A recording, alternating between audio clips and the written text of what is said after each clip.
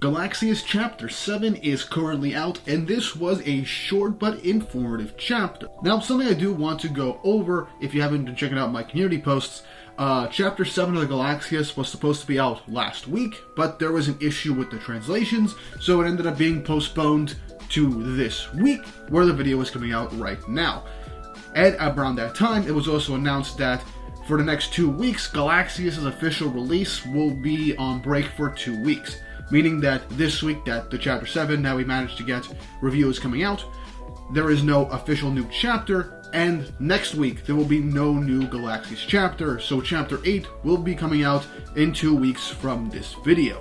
And I'm hoping that with the short chapter that we got this week, with the 13-page chapter, that this isn't a sign of the author's health starting to decline. There haven't been any statements or anything like that from what I can glean, but at the moment, it does concern me getting 2 weeks off from the official publication of the magazine when you're not even 10 chapters into your series. So I'm hoping this isn't signs to come that the author's health is currently in a serious condition, or at least in the decline. So hopefully these 2 weeks are just like a quick break, rest up, and then we'll start getting regular based chapters again, starting in 2 weeks. I want to be optimistic, but based on the short number of pages we got this chapter, and the 2-week break, it doesn't seem to look good. But at the moment, no signs of a big hiatus, no signs of anything bad involving the author's health. So let's remain optimistic and just think that this is just a scheduled break to just help with the author plan stuff out or something like that. Now, with that bit of information out of the way, we'll get into the chapter. But first, don't forget to like and subscribe and hit the notification bell for updates on future videos. Really helps and it shows you guys enjoy the content I make here on the channel and shows you want to see more. GALAXIAS is doing pretty well on the channel so far. Once we get enough chapters out, I will be making baseline videos on just discussing topics that we've got from the series, but don't expect those for a little while. And if you want to support the channel more directly, go and become a patron on my Patreon. For just $2 a month, you get access to my patron-only Discord server, early access to videos up to a week early that aren't chapter review videos, and other details where you can recommend me stuff to review. And I'm currently setting up stuff for potential live readings or watch parties on a bi-weekly basis once I get things figured out for that. You also get your name at the end of videos starting in September, and you can potentially get a shout out at the end of the video. I'm planning to make the Patreon and the Discord server as fun and as engaging as possible to make it worth your while. And also, if you want, go and use my referral link down below for Advanced GG and use my code GreekWeeb10 to get up to 15% off at checkout for some really nice supplements, shakers, and thermoses from Advanced GG. Really great flavors for focus, energy, and just straight up hydration. You will really enjoy it. Now with that out of the way, on with the video. So before we jump into the chapter of GALAXIAS, we get this really cool cover page of Geo and Neraid on a tower. It's just a really cool color page that the author gave us. It looks really cool. And I just like seeing this series in color, because the colors we got for our MCs are honestly really great. And I can't wait to see for when we inevitably get another full-on color spread. Now with that out of the way, on to the actual chapter, with Chapter 7 of GALAXIAS titled City of the White Hill, as we see an owl flying over the skies through a canyon and river as we get our official location, Eastern Laniakias Kingdom, 56 miles north of Geo's hometown, Orale City of the White Hill. And as the owl flies over, we get towards this specific cave with some sort of pattern over the entrance of it, as this is outside the city where Neraid and Geo are currently at from the previous chapter. As we get an honest look at the eagle, not an owl. I don't know why I thought this was an owl. It was how it was drawn. It was an eagle staring at the cave, as we hear some noise coming from it, as we hear a bunch of people yelling at workers within these mine shafts, telling them to keep on living thanks to the boss's kindness, keep the firm grip on all those goods, as more and more people are working in this mine, obviously in very bad conditions. As somebody walks up and says, "Captain, we've completed preparations for blasting in Block C," as we get introduced to the Dragon Knight of this area that took out the previous guy that Geo and Neraid ended up meeting previously, whose name is Chalk. As he says, "Well done. I like good news since it makes me feel good. I will only accept words that make me feel good. Make sure you understand that no sort of bad news should ever touch my eardrums. Okay, so the wording of that sentence is, it feels like a double entendre at this point. But based off that dialogue, we can surmise that this guy only likes good news, doesn't want anything bad or anything that he would consider to be bad news or just something that he would find annoying, and just wants things that will make him just happy, despite his very stern, resting bitch face. So this is a proper introduction that we're getting to the main antagonist of this current arc, as somebody calls the captain off screen, and this Frankenstein-looking guy just pulls up with one of the workers saying, "Captain, he tried to escape while I was taking a dump. I already beat him up, but what now? Should I break a tooth or something?" As he drops this worker down, this guy ends up begging Chalk to let him go home, because his dog is still tied up in his garden with no food, and he wants to at least set him free so nothing happens. "I swear I'll come back when I'm done, so please." And before he finishes the sentence, Chalk touches the side of his face, stating, "I understand. That is very sad news indeed. It's okay now." As the guy, for a second, thinks everything's going to be okay, his right eye pops out and turns to stone, falling onto the ground, shattering, as the worker screams in agony, as a silhouette of Chalk towers over him, saying, "It's okay now. I've ended your tragedy." As he then kicks the man in the face, saying, "That was close. Some of my precious manpower almost ran away." Don't you think that's just too sad? Why do you look so pained? I'm the one suffering. Don't you dare look like you're suffering more than me. The worker says, "You damn thief," and in that instance his entire face starts to turn to stone. As he cries out in agony, his head is forced onto the ground due to the weight. As it stated that, "I turned your skull to stone. Your muscles aren't strong enough to lift it. Watch your words if you want to live in peace. I'm the boss here." Now before I go any further, this is obviously very dark. So Chalk is seemingly forcing townsfolk to work in this mine.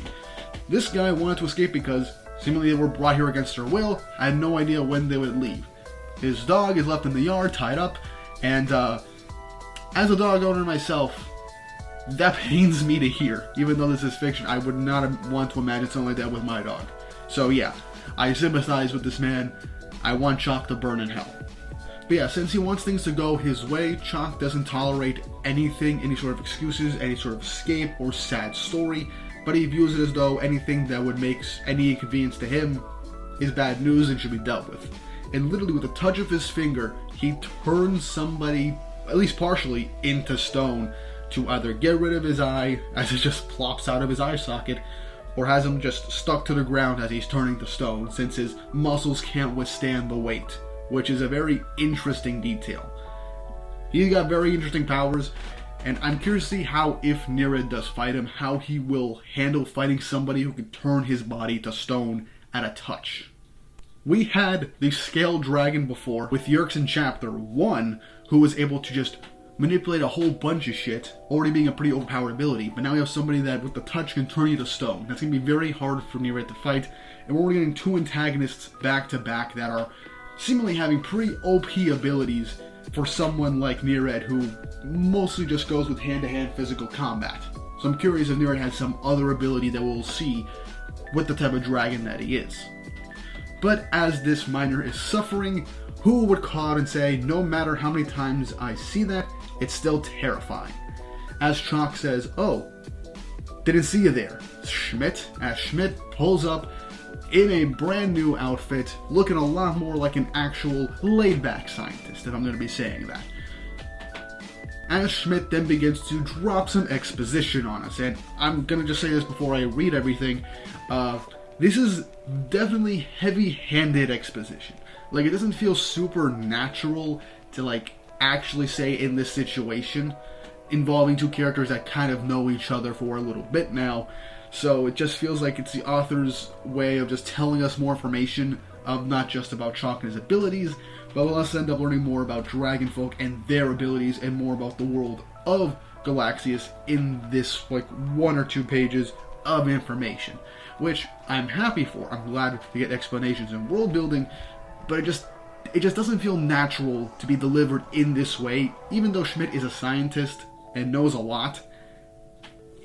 It's just awkward dialogue to me.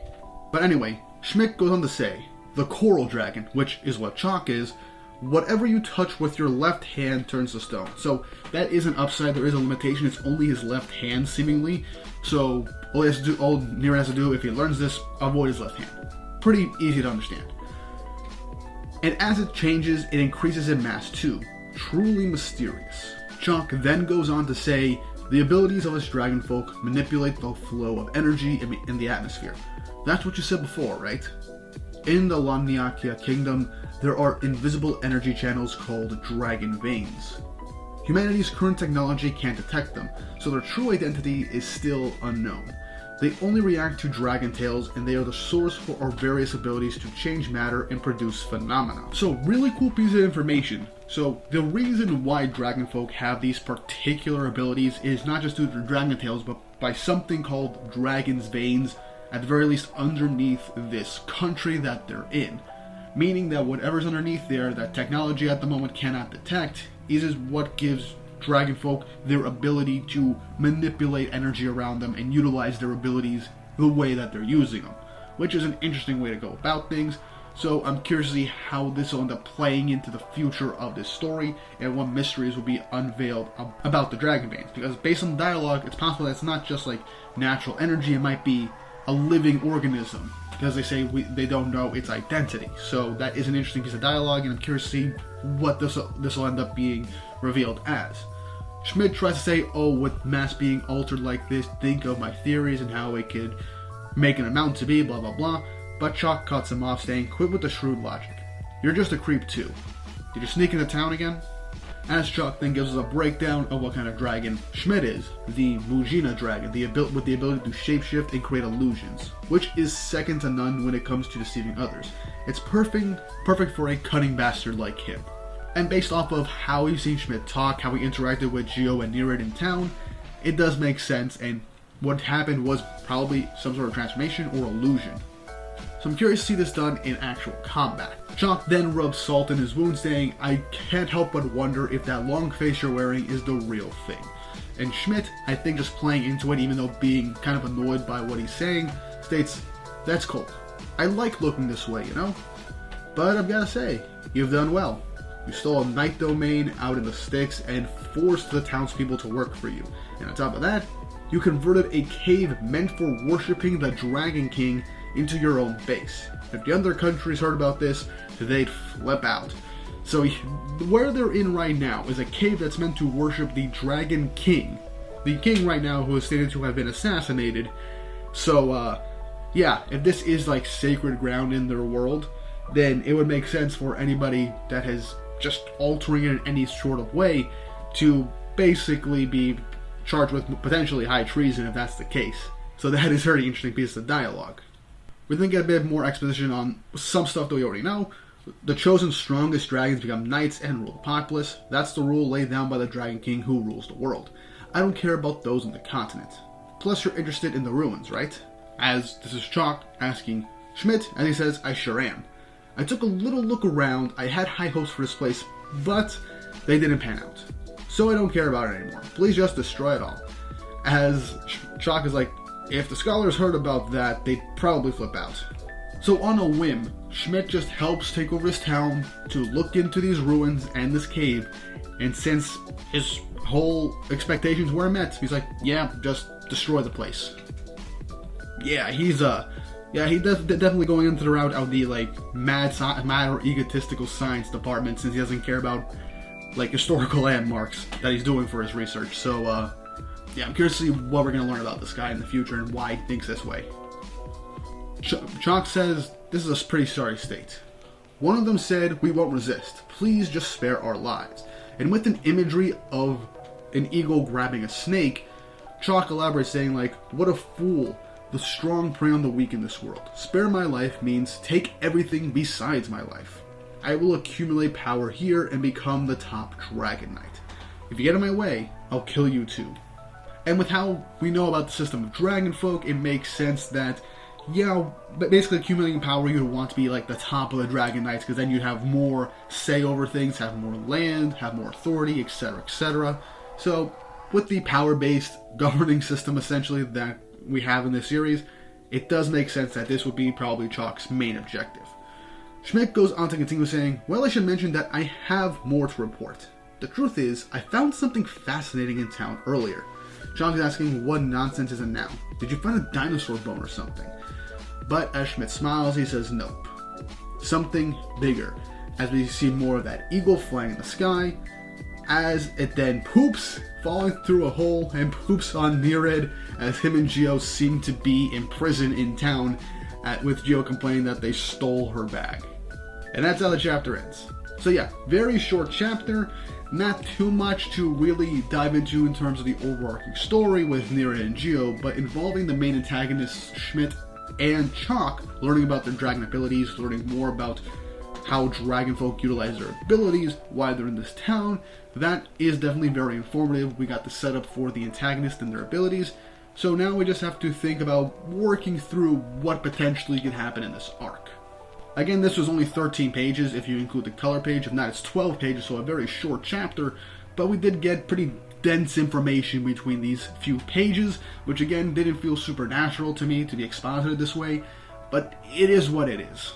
And I still enjoy myself nonetheless. Chalk is very intimidating, Schmidt feels like a lot of a schemer, and with his abilities, yeah, it would make sense that he's a schemer, so I'm curious to see how things are going to play out, and how the inevitable conflict will end up turning out for this arc, and how things will progress in the future.